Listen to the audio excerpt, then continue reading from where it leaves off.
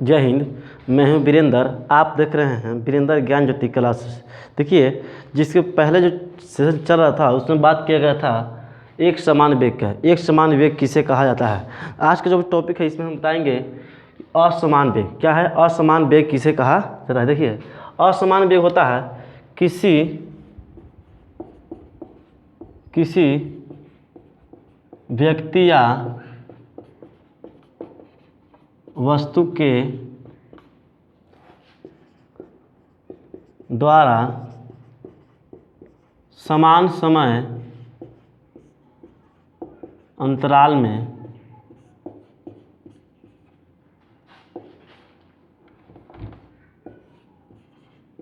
भिन्न भिन्न विस्थापन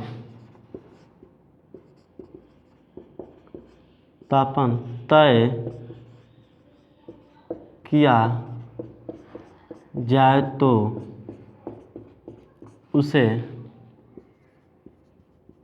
असमान वेग कहा जाता है। क्या लिखा है, देखिए क्या है लिखा है, किसी व्यक्ति या वस्तु के द्वारा समान समय अंतराल में भिन्न भिन्न विस्थापन तय किया जाए तो उसे असमान वेग कहा जाता है। जैसे मान लेते हैं एग्जाम्पल में, एक व्यक्ति है, एक समय अंतराल में 1 सेकेंड में दूर तय करता है 20 मीटर तथा अगला है 1 सेकेंड में दूर तय करता है 30 मीटर। इसका जो वेग होगा एक हो जाएगा 20 मीटर पर सेकेंड, एक हो जाएगा 30 मीटर पर सेकेंड। देखिए तो समान समय अंतराल हुआ, लेकिन क्या है, दूरी क्या है, भिन्न भिन्न। इसे वेग क्या हो गया, असमान। एक हो गया 20 मीटर पर सेकेंड, एक क्या हो गया 30 मीटर पर। इसे क्या बोलते हैं, इसे असमान वेग कहा जाता है। ठीक है, चलिए आगे देखिए। इसके बाद जो अगला टॉपिक है, यहाँ हम पढ़ेंगे तात्क्षणिक वेग। तात्क्षणिक वेग, देखिए क्या है तात्क्षणिक वेग। देखिए इसे कहते हैं जब किसी वस्तु के द्वारा किसी वस्तु के द्वारा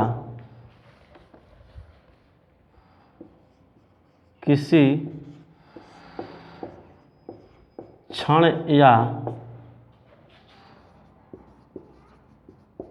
विशेष समय अंतराल पर तय की गई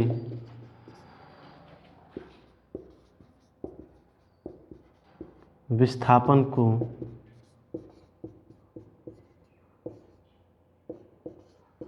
तात्क्षणिक वेग कहा जाता है।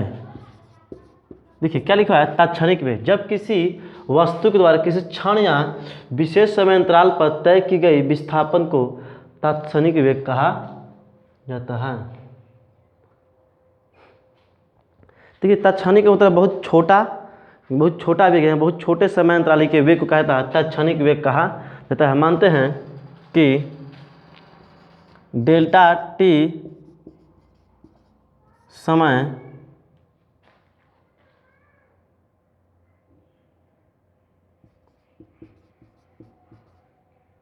अंतराल में तय की गई विस्थापन डेल्टा एस है, यानी कि छोटे समय के लिए परिवर्तन तो इसमें होता है, यानी कि होता है तात्क्षणिक वेग बराबर, कह सकते इसको कहेंगे हम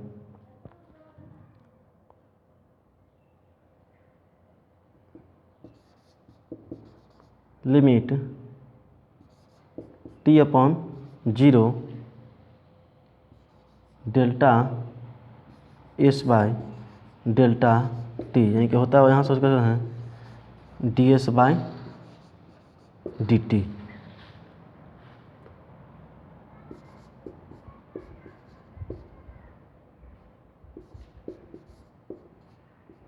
तात्क्षणिक वेग बराबर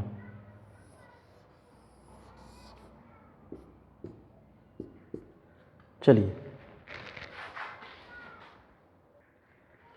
देखिए, इसका मतलब तात्क्षणिक वेग का मतलब बहुत छोटे से, डी का मतलब बहुत छोटा इनके विस्थापन, क्या डी का मतलब बहुत छोटा विस्थापन, टी का मतलब छवि, यानी कि छोटे अंतराल के लिए होता है। देखिए इसका वेग बराबर होता है, यानी कि तात्क्षणिक बराबर होता है, इसका मात्रक होता है मीटर प्रति सेकेंड, ठीक है। और इसका जो होता है, यानी कि इसका जो हो गया आपका बीमा होता है L-T-1 होता है, ठीक है। यहाँ तो उतार लीजिए, ये हो गया आपको तात्क्षणिक वेग, ठीक है। चलिए ठीक है, आगे चलते हैं। चलिए अगला हिंट दीजिए, औसत वेग।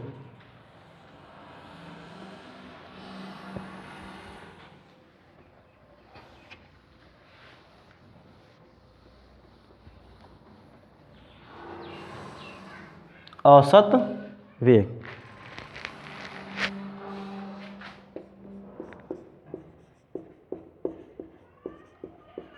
औसत वेग,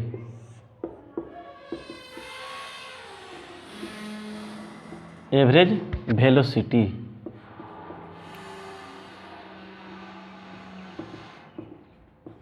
एवरेज वेलोसिटी। लिखिए देखिए, जब असमान समय अंतरालों में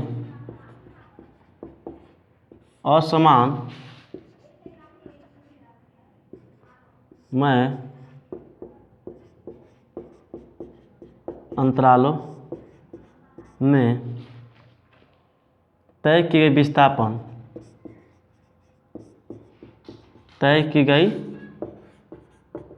विस्थापन तथा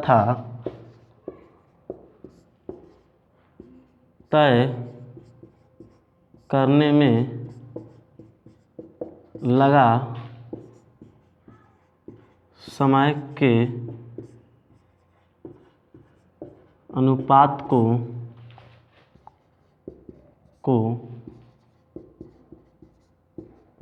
औसत वेग कहा जाता है, ठीक है। क्या है, असमान समय अंतरालों में तय किए गए विस्थापन तथा तय करने में लगा समय के अनुपात को वेग कहा जाता है। देखिए मानते हैं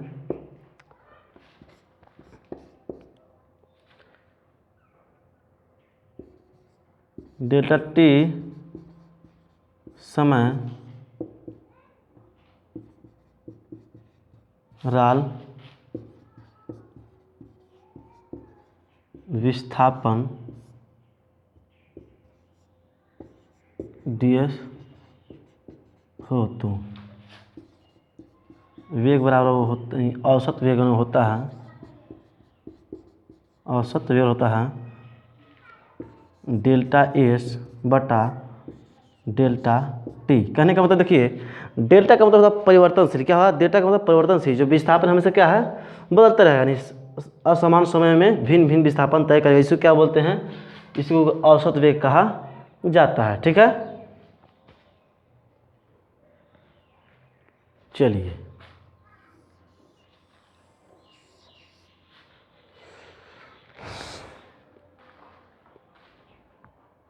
चलिए आगे देखते हैं, इसे एक फार्मूला का निर्माण करते हैं, फॉर न्यूमेरिकल के लिए चलते हैं।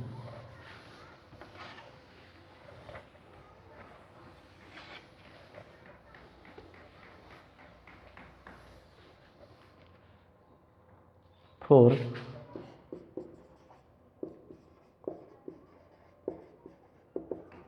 न्यूमेरिकल,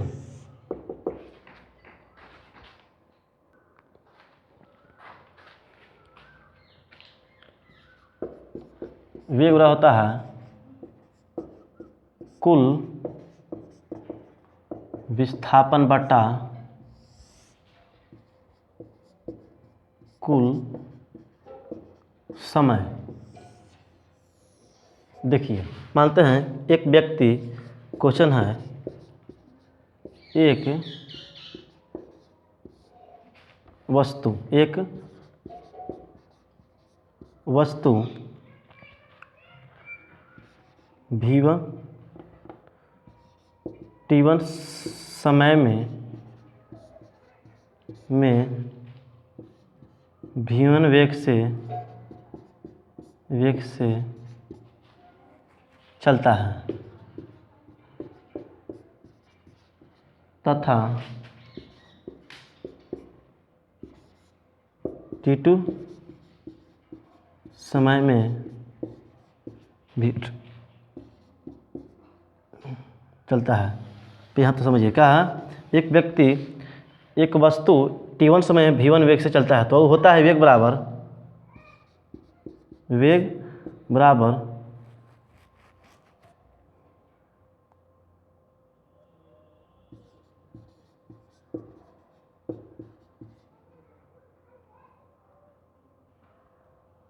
विस्थापन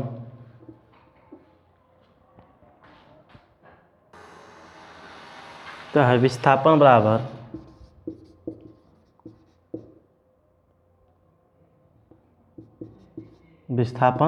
बराबर वेग गुने समय। देखिए वेग कितना है, v1 है और गुने समय कितना है, t1, यानी कि इसका मान हम s1 बराबर हो गया v1 इंटू t1। चलिए इसको हो गया, फिर चलते हैं तथा वस्तु t2 समय में v2 वेग से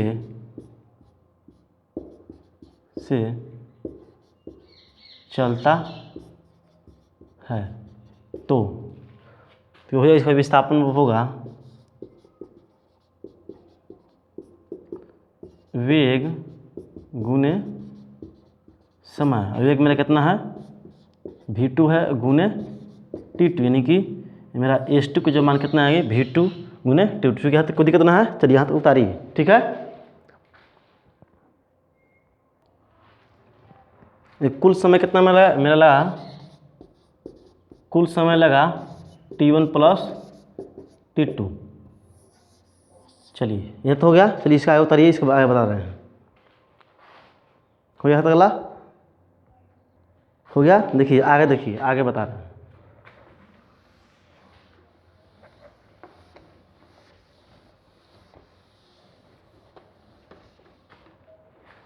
देखिए क्या हो गया, वेग बराबर क्या हो गया, क्या हो गया,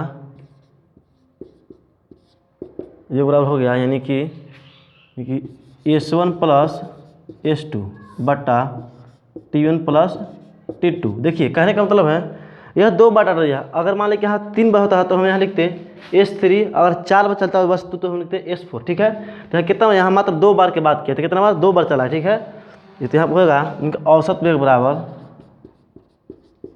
औसत वेग बराबर देखिए क्या जाएगा, इनका हो गया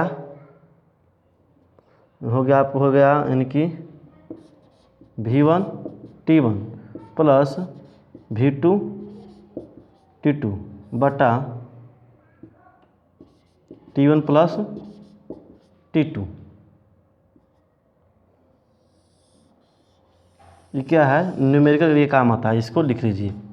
देखिए कहने का मतलब, देखिए इसमें क्या है, 2 वस्तु कितना है, अगर आता बाबू 3 वस्तु की चाल चलता, मान लीजिए 3 बचा स्टेप, तो क्या आता है यहाँ पर अगला आता v2 t2, फिर आता प्लस t3, यहाँ पे आता इसका अगला होता v3 t3, ठीक है। चलिए यहाँ तो लिखिए,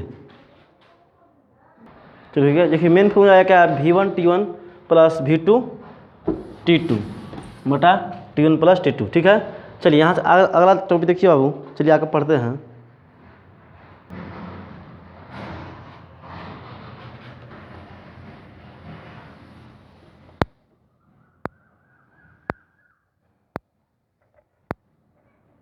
चलिए आगे हम पढ़ते हैं चाल और वेग में अंतर। चाल और वेग में अंतर, ठीक है। चलिए कॉलम बनाइए आराम से।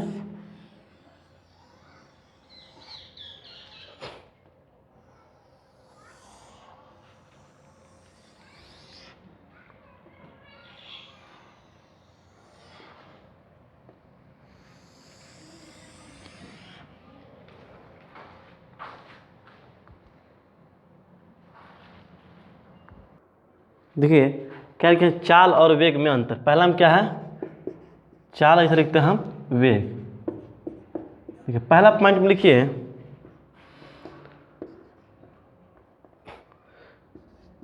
किसी व्यक्ति या वस्तु के द्वारा तय की गई दूरी तथा तय करने में लगा समय के अनुपात को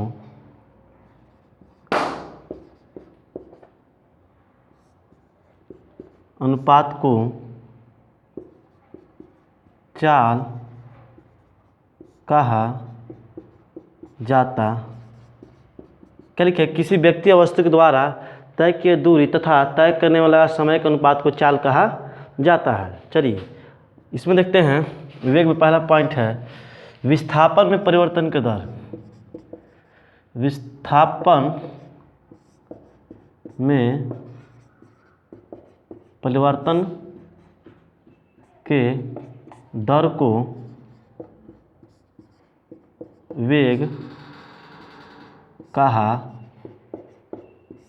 जाता है।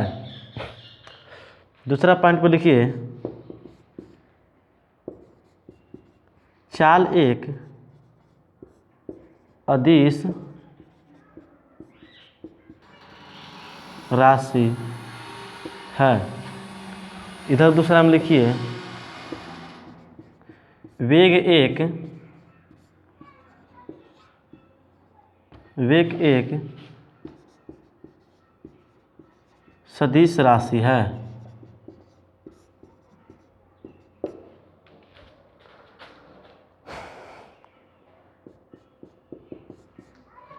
चाल बराबर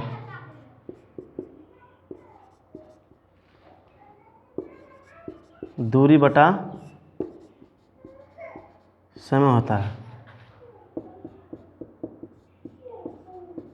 वेग बराबर विस्थापन बटा समय होता है। चौथा लिखिए, यह सिर्फ धनात्मक होता है।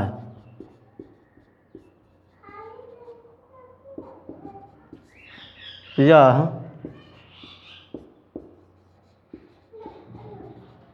धनात्मक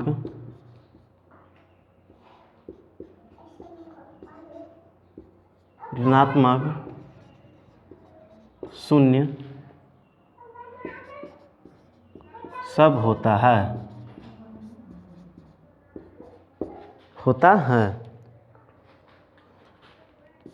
पांचवा में है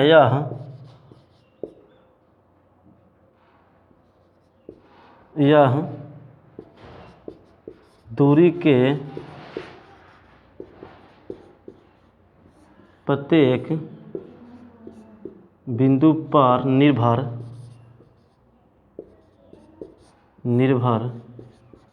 करता है। इधर लिखिए यह सिर्फ विस्थापन के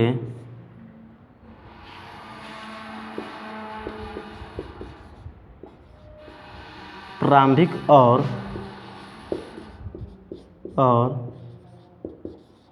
अंतिम बिंदु पर निर्भर करता है। देखिए क्या हम बताएं, चाल और वेग में अंतर कहता है। चाल क्या है और वेग क्या है? देखिए चाल है किसी व्यक्ति या वस्तु के द्वारा तय की गई दूरी तथा तय करने वाला समय का अनुपात को चाल कहा जाता है। फिर है विस्थापन में परिवर्तन दर को वेग कहा जाता है। इसका देखिए चाल एक अदिश राशि है जबकि वेग एक सदिश राशि है।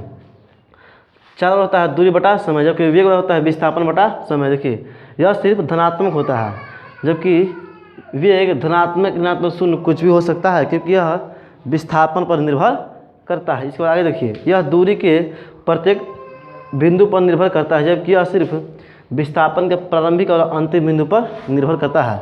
चीज़ जय हिंद। देखिए आज हम यहीं तक क्लास को रोकते, ठीक है, फिर मिलते हैं किसी नए क्लास में। तब तक जय हिंद, जय भारत, नमस्कार।